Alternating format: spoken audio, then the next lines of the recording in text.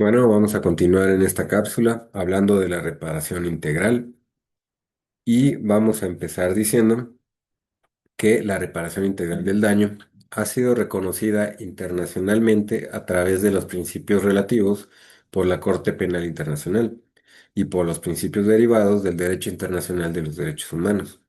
como los principios básicos de la ONU, principios para las víctimas, conjunto de principios para la protección de todas las personas sometidas a cualquier forma de detención o prisión, Convención Americana de Derechos Humanos, Convención contra la Tortura y otros tratos o penas crueles, inhumanos o degradantes. Convención Interamericana para prevenir y sancionar la tortura y Convención Internacional para la Protección de todas las personas contra las desapariciones forzadas, incluyendo los desarrollos y los desarrollados por la jurisprudencia de tribunales transnacionales de derechos humanos. Por esto es que vamos a empezar hablando y entrar ya más acerca de la reparación integral del daño. Por esto es que comprende modalidades individuales de reparación a través de indemnizaciones monetarias, restitución y rehabilitación así como modalidades de reparación colectiva que incluyen medidas de satisfacción y garantías de no repetición, sin perjuicio de otras modalidades de reparación reconocidas por los órganos internacionales de protección de derechos humanos. En ese contexto, la reparación integral es un derecho que busca reducir el alcance de los daños, pérdidas y perjuicios ocasionados a las víctimas y a las necesidades individuales y colectivas de estas, con especial consideración de los grupos vulnerables. Por esto también la reparación integral de las víctimas proviene del derecho internacional, a través del derecho penal internacional, según el cual merecen reparación las víctimas de crímenes de lesa humanidad, especialmente en las sentencias de los tribunales penales luego de la Segunda Guerra Mundial. La cobertura de este derecho se fue expandiendo hacia los sistemas de protección de derechos humanos, y es por esto que el desarrollo más significativo del derecho a la reparación lo encontramos en la jurisprudencia de esta Comisión de los Derechos Humanos. Asimismo, en Ecuador se ha reconocido constitucionalmente y en varias partes del mundo el derecho a la reparación integral para comunas, comunidades, pueblos y nacionalidades indígenas.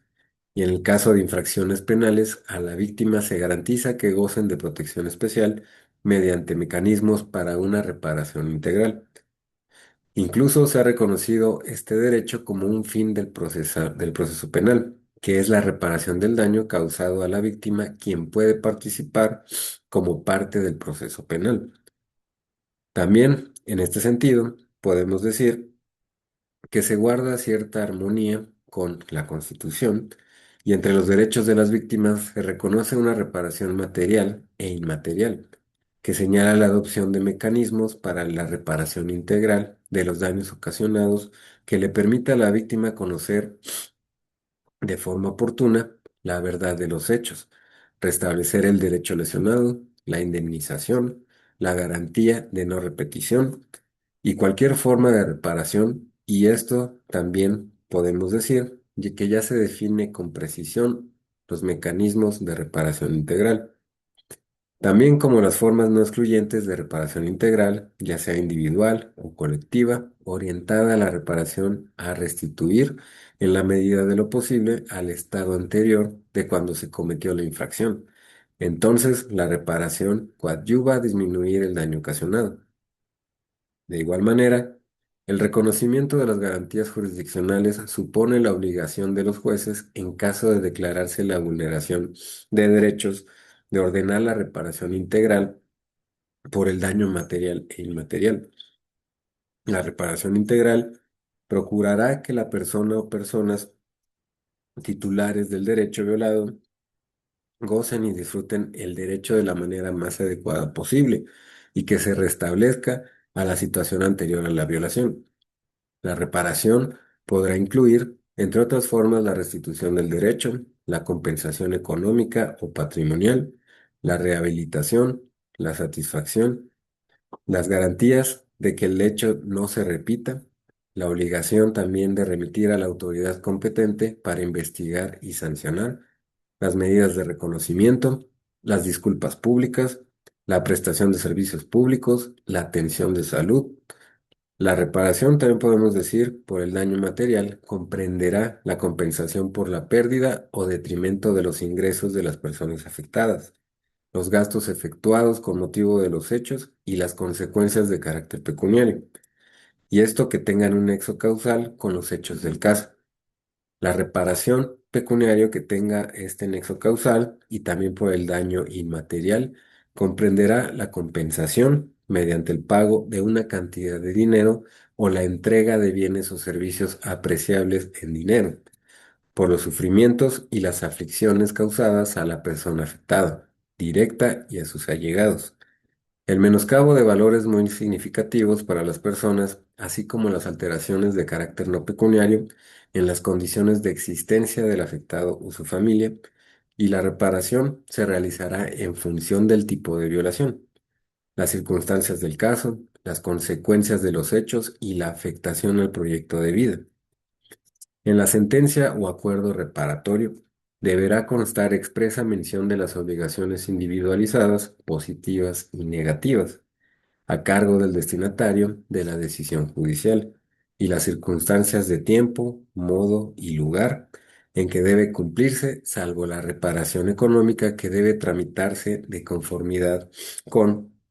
lo que vamos a decir, con la persona titular o titulares del derecho violado que deben ser necesariamente escuchadas para determinar la reparación y, de ser posible, en la misma audiencia. Si el juez considera pertinente, podrá convocar una nueva audiencia para tratar exclusivamente sobre la reparación y esta deberá realizarse dentro aproximadamente un término de 8 días o la que señale la ley. También podemos decir que la Corte Constitucional ha manifestado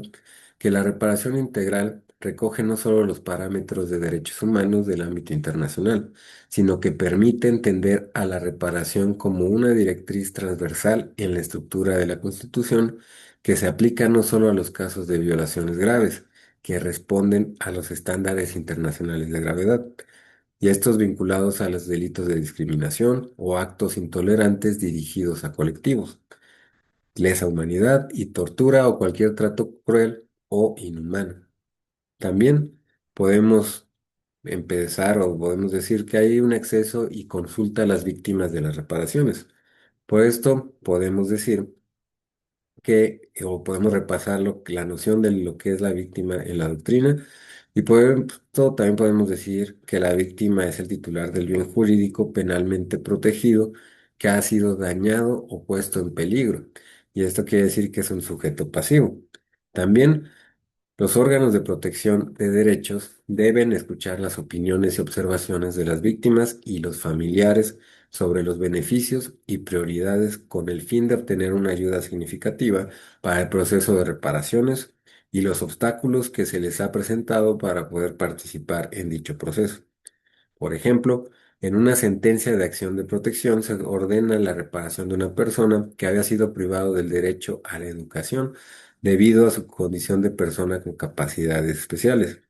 En la sentencia se anula la libreta de calificaciones por considerarla sin motivación y se anula y también discrecionalmente discriminatoria. Ahora, en este caso, la acción de protección se constituye en un recurso adecuado para reparar el daño. Por esto también se puede manifestar que un recurso para ser idóneo y adecuado para reparar a las víctimas debe producir el efecto material de la reparación. Caso contrario, el recurso mismo es violatorio del derecho a la reparación integral. También por esto es que el acceso de las víctimas a la reparación supone la posibilidad de que éstas puedan ejercitar la acción de incumplimiento de sentencias, para que así, a través de éstas, se puedan efectuar la efectiva reparación. Ahora también vamos a continuar hablando también de los beneficiarios de las reparaciones, y podemos decir que las víctimas son las beneficiarias de las reparaciones y entre estas las víctimas directas e indirectas. Asimismo, las reparaciones colectivas, al tener un efecto predominante simbólico, benefician a la comunidad en su conjunto, y es necesario reconocer que en cada caso las reparaciones pueden variar. Por ejemplo, que no pueden coincidir en un solo caso todas las medidas de reparación. Las víctimas indirectas pueden ser los familiares de las víctimas directas que al existir una estrecha relación personal con estas víctimas sufrieron daños permanentes que perdurarán hasta que no se conozca la verdad sobre las víctimas directas. Hasta aquí vamos a dejar esta cápsula y vamos a seguir hablando en la siguiente cápsula, empezar hablando todavía un poco sobre estos beneficiarios de las reparaciones y hasta aquí concluimos esta cápsula.